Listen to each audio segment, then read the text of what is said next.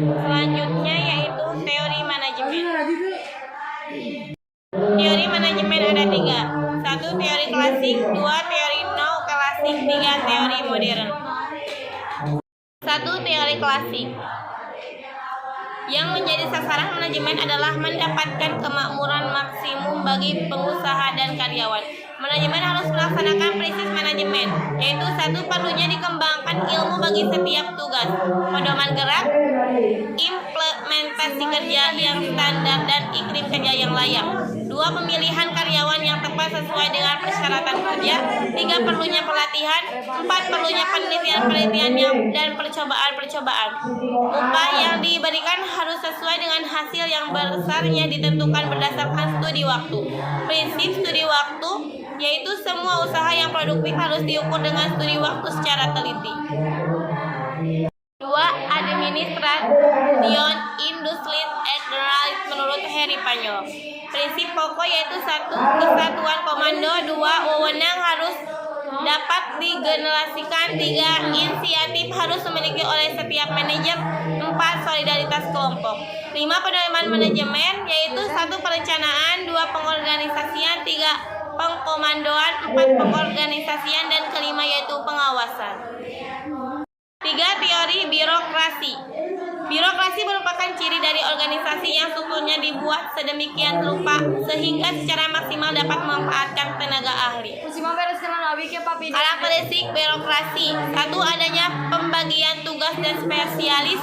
Setiap individu mempunyai wewenang yang diatur oleh berbagai peraturan, kebijakan, dan ketetapan hukum. 2. Hubungan impersonal. 3. Hierarki wewenang yaitu setiap bagian yang rendah selalu berada di bawah wewenang dan supervisi dari bagian atasnya. 4. Administrasi selalu didasarkan dan dilaksanakan dengan dokumen tertulis. 5. Orientasi pengembangan pengawal yaitu keahlian kriteria utama. Kelemahan teori klasik yaitu tidak mementingkan motivasi, rutinitas, dan membosankan. Ide-ide inovatif tidak berkembang, tidak memperhitungkan organisasi informal yang berpengaruh terhadap organisasi formal. Efisiensi hanya diukur oleh tingkat produktivitas yang hanya mengangkut penggunaan sumber secara ekonomis tanpa memperhitungkan faktor manusiawi. 2. Teori neoklasik. Latar belakang yaitu pada para manajer terhadap berbagai kelemahan klasik. Manajer kesulitan dan menjadi protasi karena orang tidak selalu mengikuti pola yang rasional. Ciri utama itu berorientasi pada manusia dengan pendekatan perilaku. Asumsinya yaitu manusia itu makhluk sosial dengan mengaktualisasikan dirinya. 1. Studi hubungan antar manusia yaitu kelompok kerja informal lingkungan sosial mempunyai pengaruh besar terhadap produktivitas. 2. Hakikat organisasi adalah kerjasama. Kesediaan orang saling berkomunikasi dan berinteraksi untuk mencapai tujuan bersama. Individu harus bekerja sesuai kehendak organisasi. Keseimbangan harus dijaga antar imbalan dan sumbangan individu terhadap tercapainya tujuan organisasi. 3. Manajemen akan mendapatkan manfaat besar bila ia menaruh perhatian pada kebutuhan sosial dan aktualisasi diri karyawan. Teori yaitu manusia atau karyawan tidak menyukai kerja, tidak ada ambisi, tidak bertanggung jawab, menolak perubahan dan lebih baik dipimpin daripada memimpin.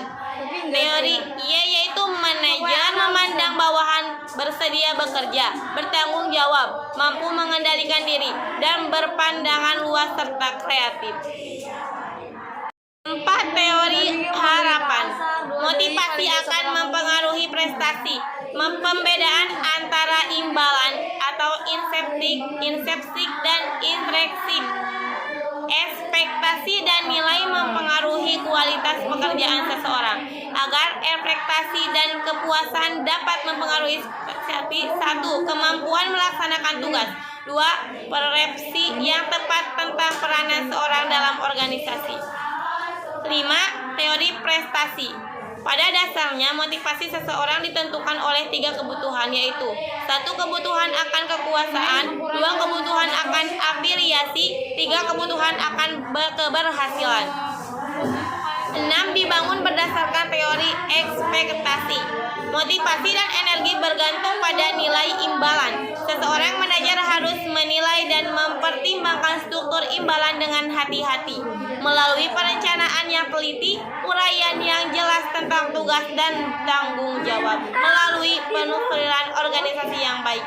Sistem presentasi imbalan kepuasan hendaknya diintegrasikan ke dalam seluruh sistem pengolahan. 3. Teori modern. Berdasarkan pendekatan situasional, orang menyesuaikan diri dengan situasi yang dihadapi dan mengambil keputusan sesuai dengan situasi dan kondisi lingkungannya.